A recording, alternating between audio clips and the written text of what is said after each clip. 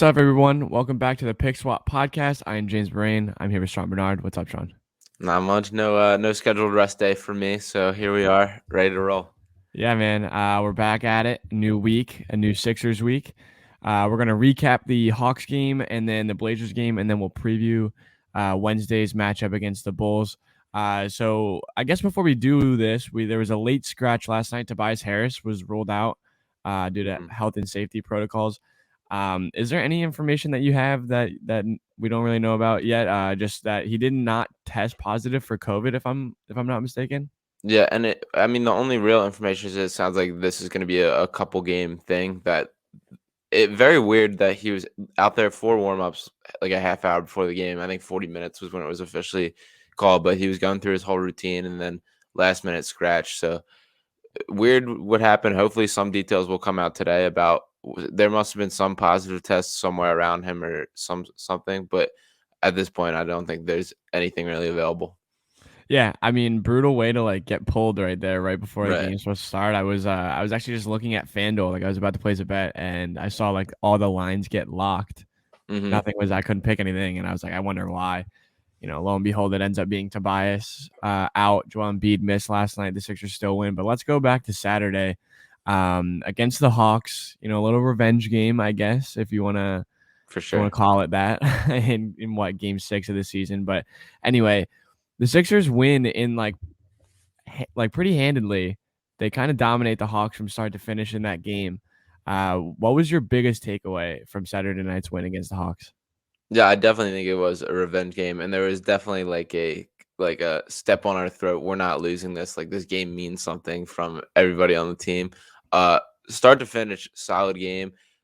Both these last two games, it feels like everybody's played well. I mean, Tobias, a very I was impressed with Toby during the Hawks game. Very just consistent. It didn't take like a massive Embiid game to get a win, which was cool, and like Matisse, best game of the season from him. Everybody played well. So a great team wins these past two games. And the Hawks especially was, even though it is like a regular season, that for sure a moral victory in it. And you could tell it meant something, which I think was cool. Yeah, I was a little bit worried going into Saturday night and just watching them come out of the gate, a lot of energy. And like you said, it's been like the last two games and even before that, even more so, and all the wins, I feel like it's been a very good collective effort from a lot of people and like getting five deep into the bench, and they're all giving very good efforts and providing a lot of different like variety of ways to score, doing a lot of things in that nature too. So Matisse Thybulle, though, man, it's like that's the game you look at and you're like, if he could, Yeah. do that. He's been unbelievable and like not unexpectedly unbelievable defensively because we know what he can do there. But even still, four steals, 3 blocks on Saturday. He had another 3 steals last night in the first half. Like he's doing things that are unprecedented in a lot of ways, and we kind of just are like blind to it at this point because it's like, that's what Matisse does. But like that's incredible. These are unbelievable numbers. And then Saturday he's able to put together 11 points on. He hits a three, he gets to the Hmm. line, a lot of fast break dunks, which I love, of course, and then even some other things like cutting to the basket. He's honestly like a better passer than we realize because he never has the ball in his hands or he never looks confident with the ball in his hands. So is it like, and now Danny Green went out last night too. Do you see that there's a chance for Matisse to kind of get his minutes pushed up, get to that like 25, 28 around that range per game? I hope so. I think Furkan's still primed to take more of Green's minutes than Matisse. I wish there was more offensively with Matisse, and he just needs to be more decisive. I think is my biggest thing. Like there's times where he just doesn't.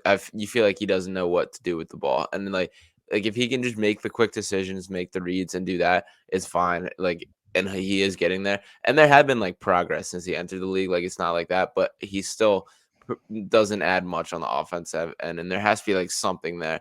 And it was cool to see him hit the three. Last night he had the nice dunk underneath, and he has put together the defensively. He's such an asset that like you want to find ways to get him on the court. And when we talk about like the Hawks game, like that one volleyball spike was crazy. He had the one block where he just came right into a dribble after catching from behind. And these are plays that it's like he shouldn't be remotely in the vicinity to make. Like the one that was the volleyball spike, like he was probably like 3 full strides away from getting that ball, and that was one just like a borderline like open three and just out of nowhere like a block. And those are the little impactful. Last night when he had the steals in the first half, like there was back-to-back possessions where he's just like harassing the guy and poking the ball free and everything. So like it is such an asset that I want to find a way to get him involved more, but there just has to be some sort of growth. And there's just needs to be like a finding his role on the offensive end because he doesn't seem comfortable with just like the sitting there throwing up threes and being a catch and shooter with that. I would love it if that's the area that he can improve and that can be his. And we think about what Danny Green does so well with that is that's purely his job is just catch and shoot, do that. And if that could rub off on Matisse a little bit, it would be so huge in the long run. But he still does add a little as a cutter and does something. So it is a great chance for him with Danny out, and we'll see what happens with the minutes.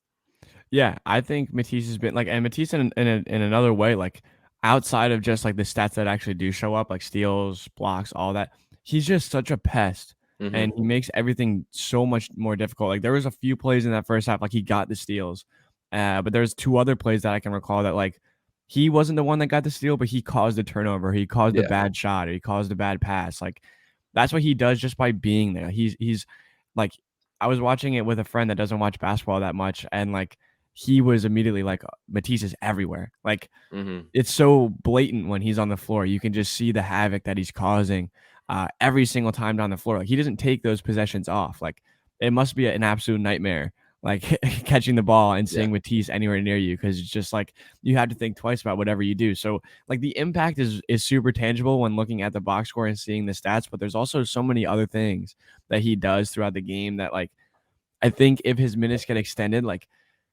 if he's doing this stuff in, four steals and 3 blocks in 23 minutes, like imagine if he's getting that extra 5-6 minutes in these games, and like that was his best game and he had 23 minutes. Like imagine if he's playing that well consistently and getting 25 to 27 minutes a Yeah. game.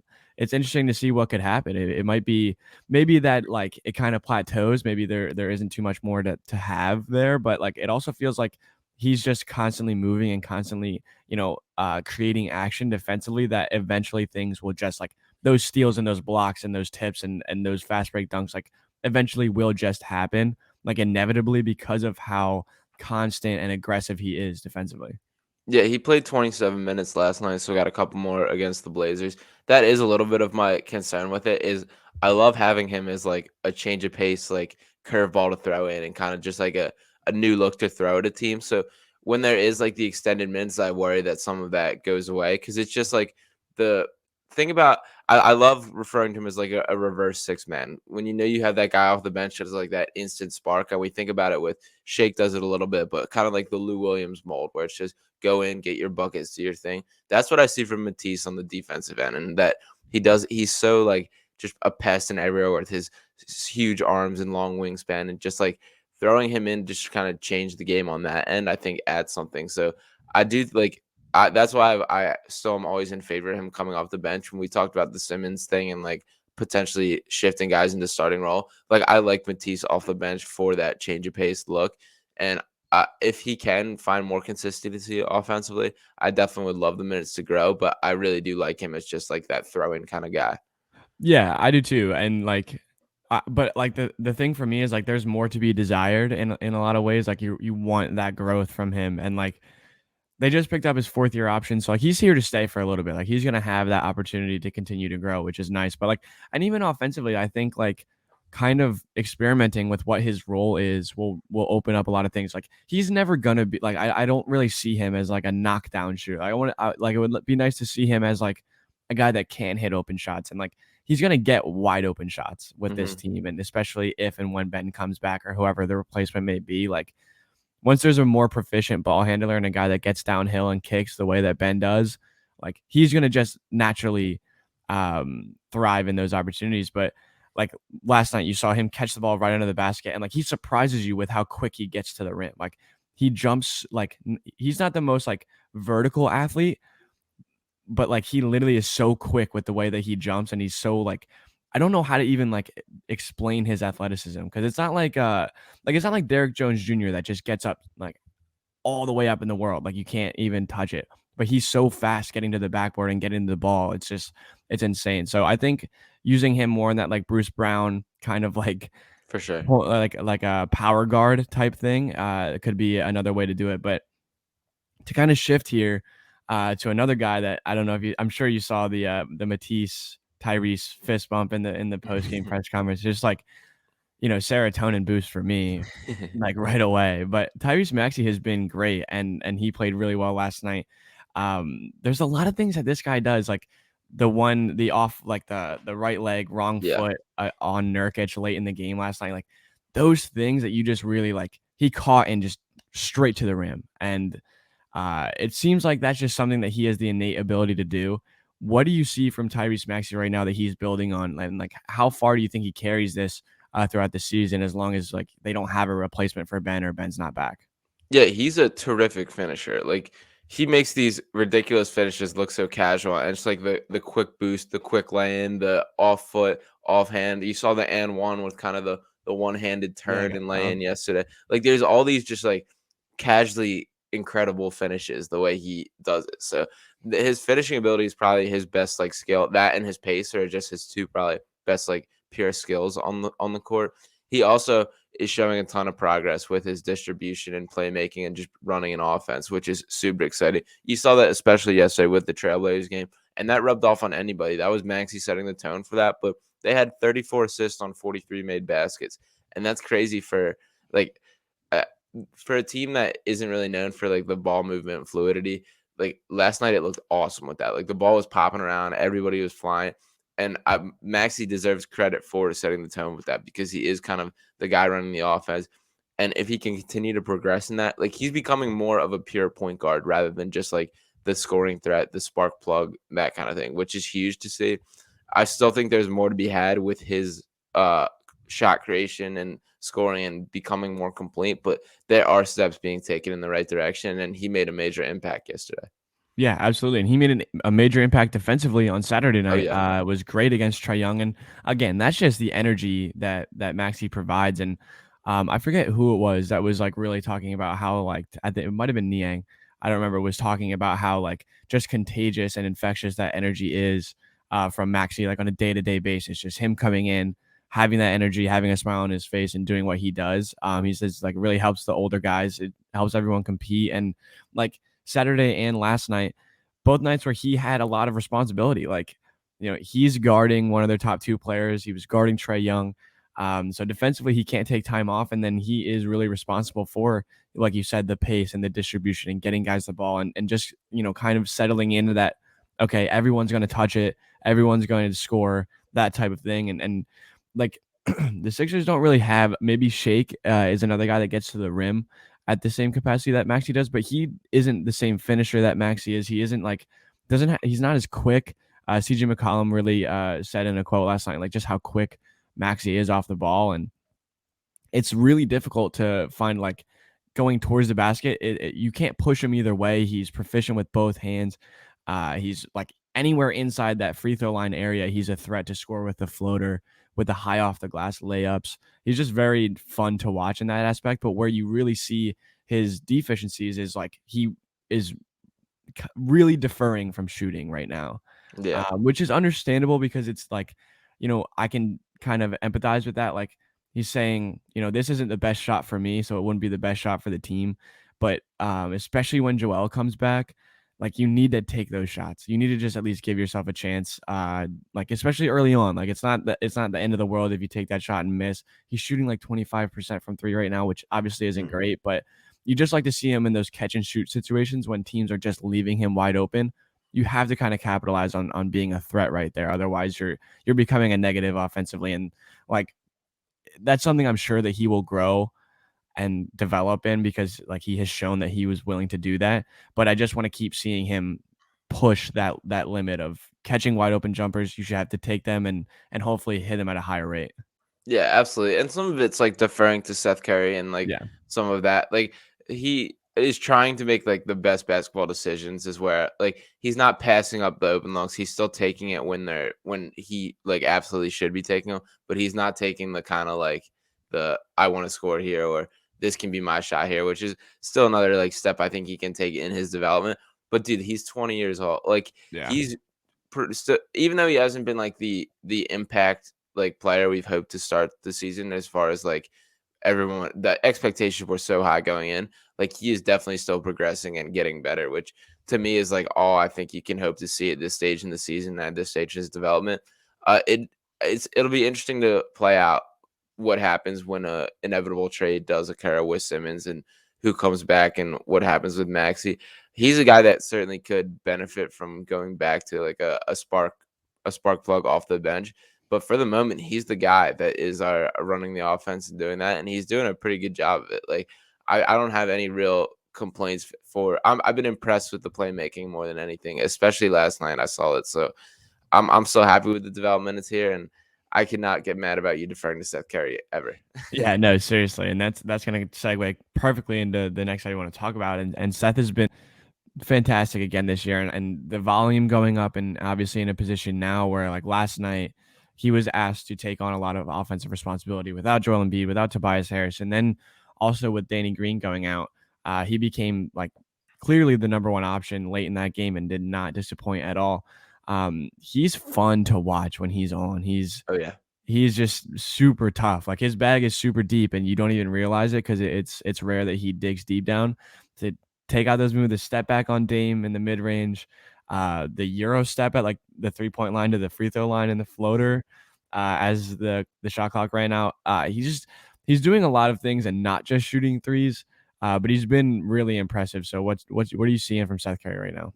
Yeah, Seth Curry is objectively like good. Like Yeah, he's not like a role player fit in good. He's good at basketball and like he can hoop. And there's a little bit of like a street baller kind of attitude to him that yeah, I really like.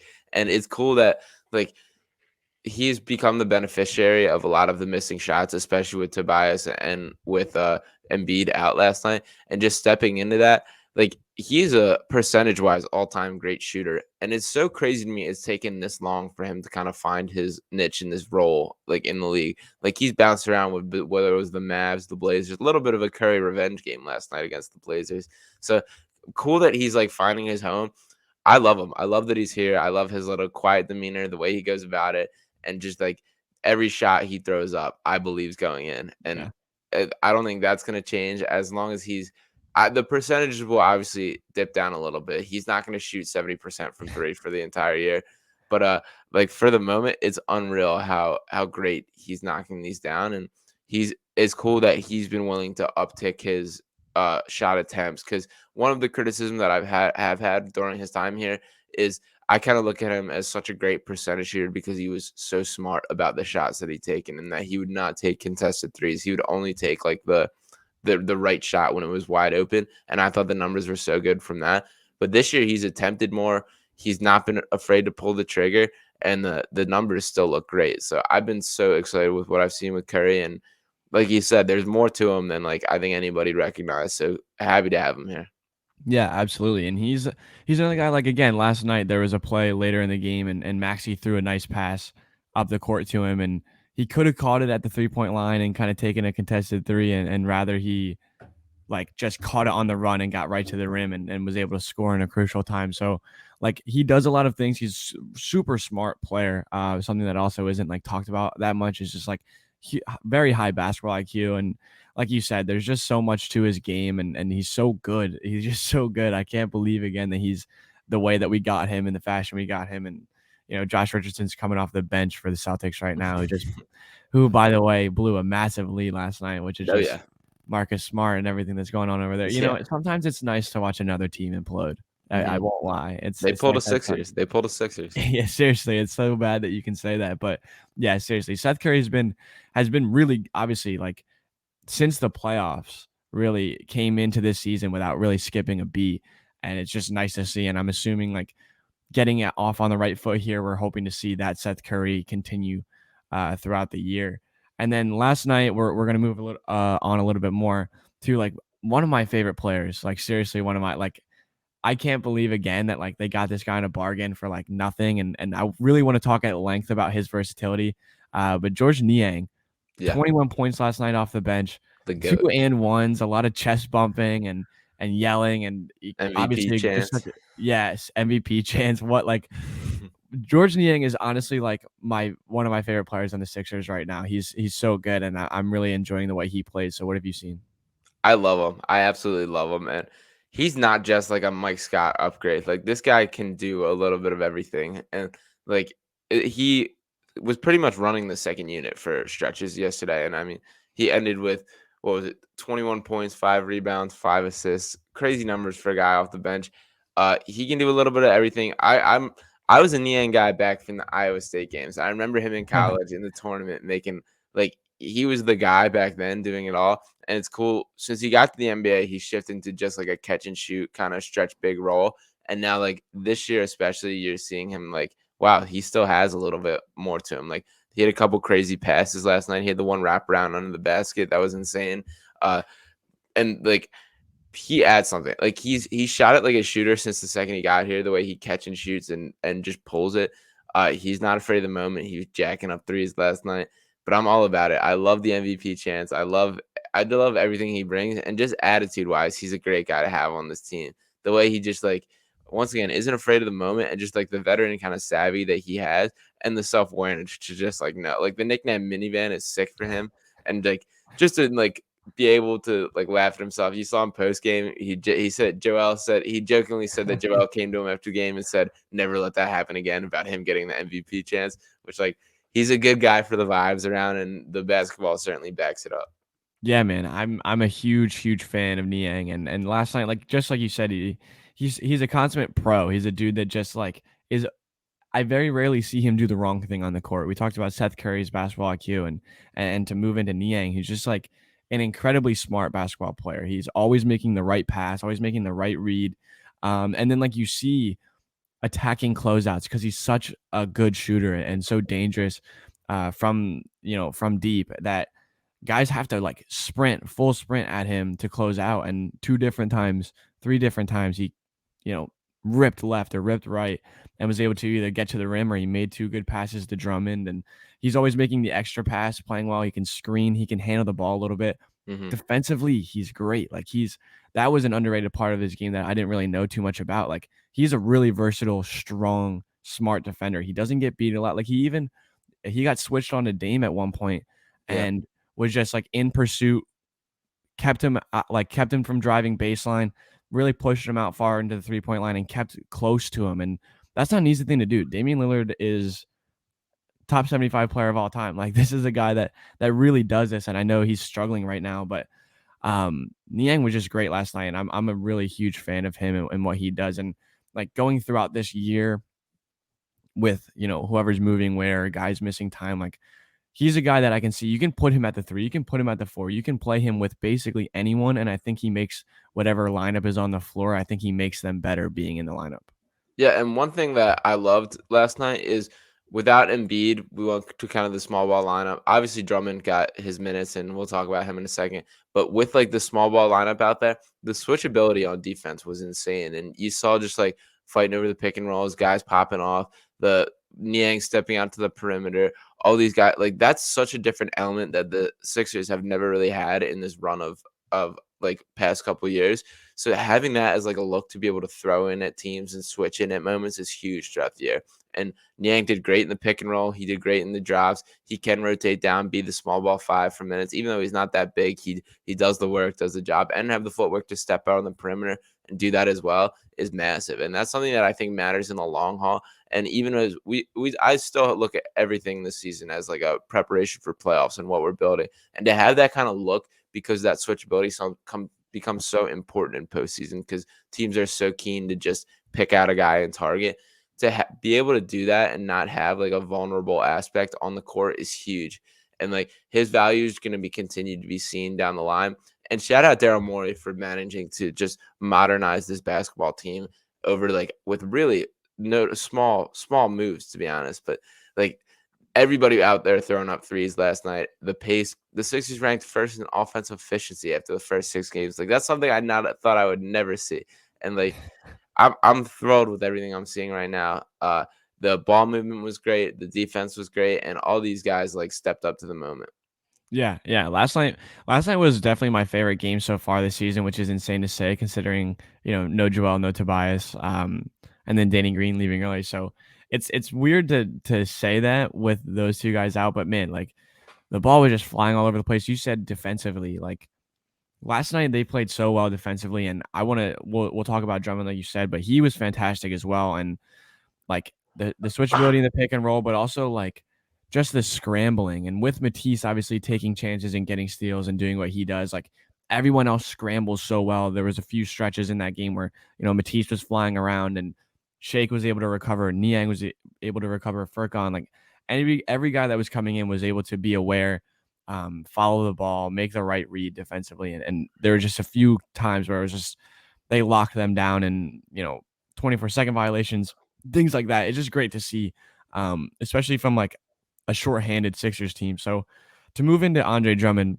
what a weird game. What a weird player he is. Just a strange guy. But Triple what do you double have? threat. What was it? 14. 14 points, 15 boards, 7 assists. Like what kind of stat line is that from your backup center? I love it. I do love it. But he's so much better than anyone that like the upgrade from Dwight Howard to Andre Drummond is like unbelievable. You see that in a game like that. There would have been that like you could probably bet like $1 to win $1 billion if Dwight Howard ever had 7 assists in a game. Like that's just never ever going to happen. Andre Drummond's just a better overall basketball player. But what did you see from him specifically last night in his first start of the year? Yeah, man, triple double threat. I mean, Ben Simmons walks so Andre Drummond can run. So, Yeah. but on the real, like crazy, the like my concern with Drummond and like he for sure is better than Dwight Howard is you often get kind of the empty stats with it. Like he gobbles up rebounds and I think he had 8 through the first half. It felt like every rebound that was up there, he was up there grabbing it down. And the impact as far as like doing a little bit of everything was something I didn't think he had. And he was pretty unselfish. He had 3 steals as well, which is crazy. Like I didn't expect him to be able to do a little bit of everything. Like he seems so just productive to Dwight Howard. That purely you get putbacks and score rebounds, and he's still not terrific offensively. There were a couple bad missed shots and around the basket that where he had one nice touch high off the glass once. That was nice, but like he's absolutely the best backup that Embiid has had in time, and it's cool that he can like step in and be a starter. And when he does come off the bench, I always want to kind of box him in and just do the 70% of what you do. Do just the little things, the smart decisions. But it's cool once in a while when he does get the extra minutes as a starter, just let it fly, be absolutely who Andre Drummond is. So we got to see that last night, and he made a difference. He played well. The team needed him, and I'm happy he's here. Yeah, man, he cracks me up, just everything he does. He actually had 5 steals last night. 5 steals. Like, Jeez. what? Well, and I think the way that he gets them a lot is in that pick and roll where Mhm. he kind of drops back a little bit, but keeps his arm out, and the bounce pass, he picks that off a lot, and he does that really well. And that defensively, when like Matisse is chasing over his screen and Drummond's kind of hanging there, obviously Matisse makes that super easy because he can still defend uh the ball handler like at basically any point, because he's so good at that rear view block. But yeah, Drummond was great last night, and like extra passes, skip passes. There was one that just like killed me. I was just dying laughing because he caught a rebound and Furkan was like wide open under the basket, and he could have just like dumped it down. Instead, he like pump faked and then like threw like a no look underhand pass, and it's like it ended up like getting swung back out. And I Yeah. think Isaiah Joe actually hit the 3 on that possession, but like why? Like Him and why? him and Furkan were doing some crazy stuff. But there was the one play, it was back to back. Each one of them had ridiculous passes that were Yeah, it ended up Furkan's got stolen, so got a turnover there. yeah. But it was just one of those like, all right, what are we doing here? like relax a little bit. But Yeah. They I don't know. they are both notorious for doing too much, both of Yeah, them. for sure. Furkan, I love it, and I think I like it with Drummond too because it kinda just makes me laugh, and it's like, okay, like, who told him he was allowed to do that? I don't know who's enabling this, but he's like but he hit the skip pass or he caught it on a roll, defender slid over, he kicked to Niang for a big 3, and then runs down the court, like, holding up the Oh threes, and yeah. it just he seems like a great energy guy, he seems like a great locker room guy and a very good presence, and, like, having a guy that's able to step up, and I wrote about it last night, just his ability to step in and the Sixers not fall apart on either end of the floor, is really just what you're asking from him. Like you're really not asking too much, and he's going to end up doing too much at times, which is okay. But being a lob threat, being a great screener, being a threat on the offensive rebounds. And he has a little bit more in the like in between range. Like if he catches it in the paint, but like closer to the free throw line, he's still able to create as a passer and also can score. Like he has a little bit of that floater game to him, or like that runner, whatever you want to call it. And he's just like he's a refreshing upgrade in that aspect. But we didn't get to see that much of Paul Reed, even though he did play a little bit last night. Was that disappointing for you? Yeah, I mean, he picked up the 3 quick fouls. Yeah. That was a game I would have liked to see, like, some B-ball Paul minutes, and it sucks that he got into foul trouble that early, and he kinda had to be pulled from it.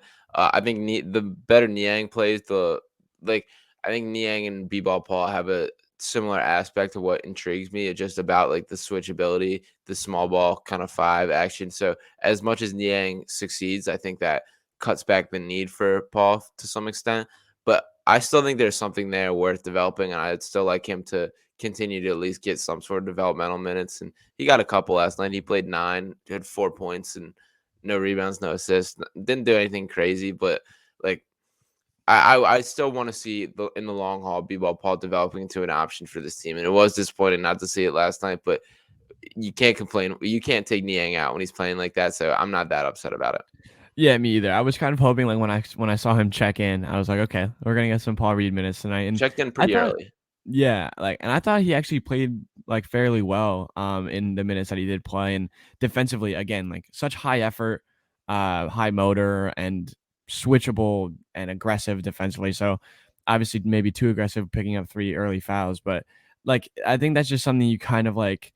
I almost see it as like he's almost like he just needs to get sanded down. Like he just needs that like Yeah. polishing and like that's something I see that he'll get there. And defining his role, like they said, like he's kind of a big 4 rather like right now rather than like a small 5 or vice versa. So there's like it's hard to kind of figure out what he is yet. But I was like, that's kind of a game where you could lean on him a little bit just to see what he has. So, but obviously Niang's just been great, and I'm never going to complain about Niang being on the floor. He's a guy that I'm very excited about. So before we go, let's just talk about one more thing because I have an opinion on this that I haven't like really gone out by saying yet, but the Sixers fans chanting "We want Lillard" while he's at the line and all that stuff. The cheering. I was saying, booing players during the intros, but then like cheering louder than anyone else for Dame. What do you think about that? Because personally, I'm not a fan of it, but tell me how you Hit me feel. with what you think. You got a lot on I your mind, it seems I like. I just think it's like it's just kind of weird. It's just like kind of corny, and he doesn't play for us. He doesn't Mhm. play for the team that you root for.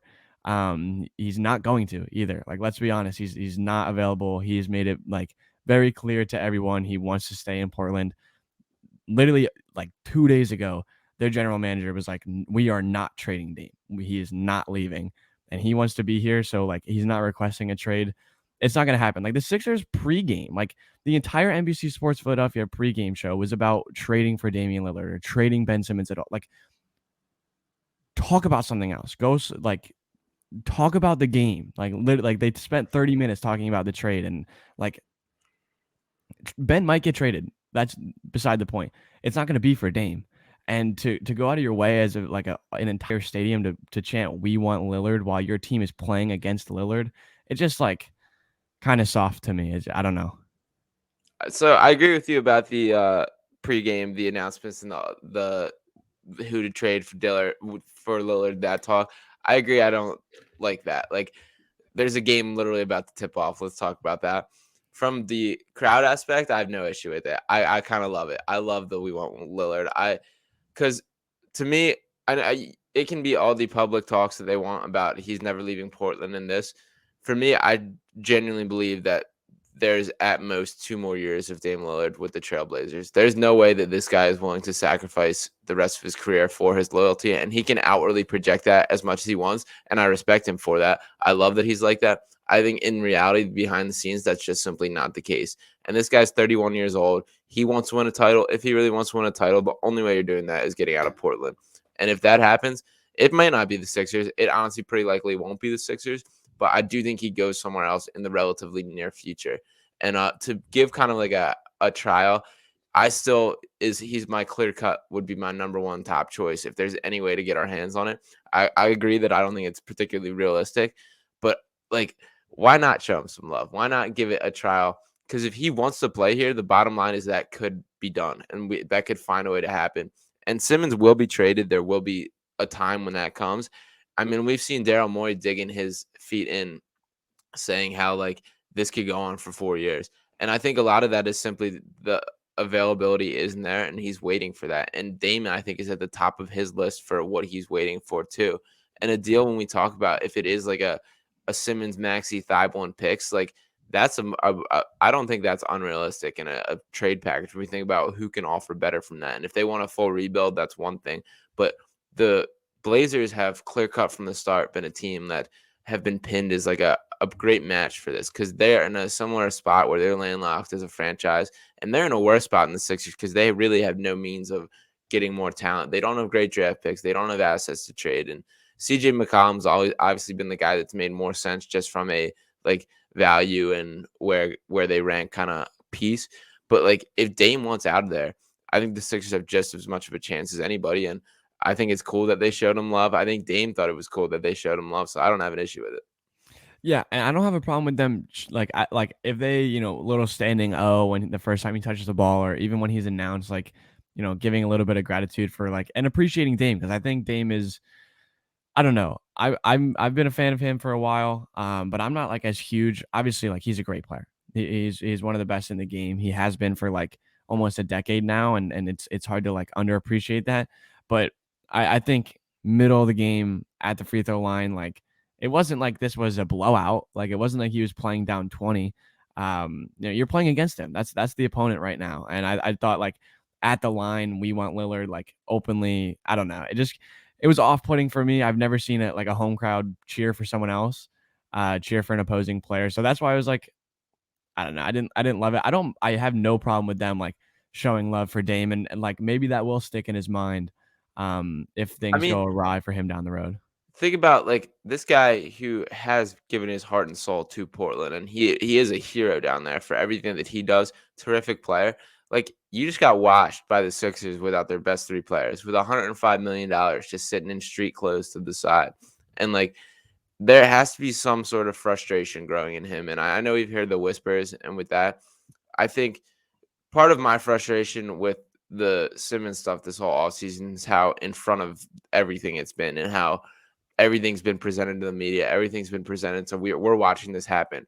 I think Dame is not that guy that if there is the frustrations, which I genuinely believe that there is, like I think it's all happening behind the scenes. I think it's all talks in the right way between the GM, between him, and he's voiced his frustrations a little bit. There's been the sneaking out quotes here and there, but like Dame isn't going to be a blockbuster like dragged out in the news kind of thing. Like I think that's something it'll happen when he wants out. It'll just happen, and the Blazers I think owe that to him as well.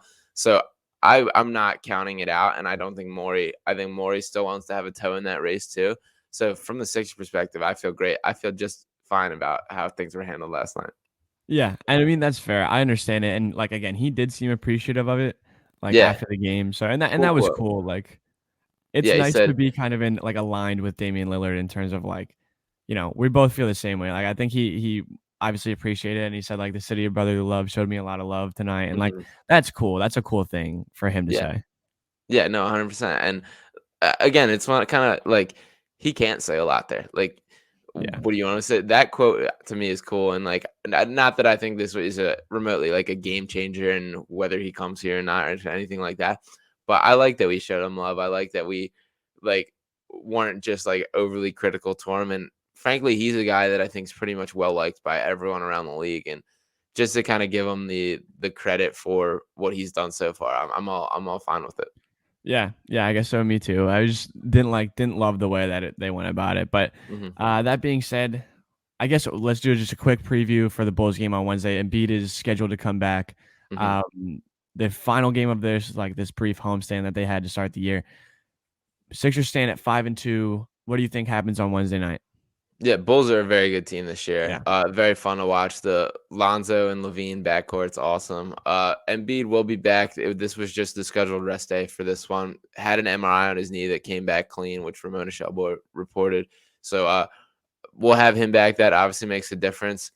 This is probably going to be. I mean, the Nets game was probably their toughest test, but I do think the Sixers are in this. And as much as there's been like talks about how like the Simmons stuff is overshadowed a lot, and like that we're not a complete team, I think we've underrated this team to an extent, and that they're still a very good NBA team. And I think the Bulls are a legitimate good team as well. So this isn't going to be a cakewalk by any means, but this is a game that I think if the Sixers show up to play, and obviously the Tobias situation we have to watch out for a little bit too. But I think they have a chance in it. So it's going to be a fun game. It's going to be a cool challenge for them, and it's going to be cool to see one of the up and coming teams that with the Bulls. Yeah, absolutely. I'm like a closet Bulls fan a little bit. I like those guys. I've been a huge Levine fan since college, and Lonzo too, both UCLA Yeah, guys. So I've always been fans of them, and the Caruso, all those guys. So but yeah, I'm a fan of them. I like what they're doing over there. It definitely will be an interesting game. I'm excited to watch, and like this will be a test. It'll be interesting to see like where the scoring comes back from without Tobias. But if they move the ball and play team basketball the way that they did, on top of having Embiid coming off a pretty good time, like what he had Sunday, Monday, Tuesday off. So the first like extended rest for Embiid this season coming back. Hopefully there's a great Embiid game. So it'll be interesting to see. I think the Sixers can definitely still win, but you never know. They've won what 3 straight, so right? yeah, Or they know for they sure. lost to the Knicks. Oh yeah, you're right. So it's just two like Good pretty much wins. convincing wins, I would say. So Yeah. I'm starting to buy back in a little bit. I like the fight in this team that they're showing early on. Yeah, absolutely. Me too. So we'll definitely get back to you guys soon. We'll get to you Thursday morning. You can follow us on Twitter. Follow Sean at Sean_Bernard1. Follow me at JSBrain17 and follow the pod at PickSwapPod. And we'll talk to you guys soon.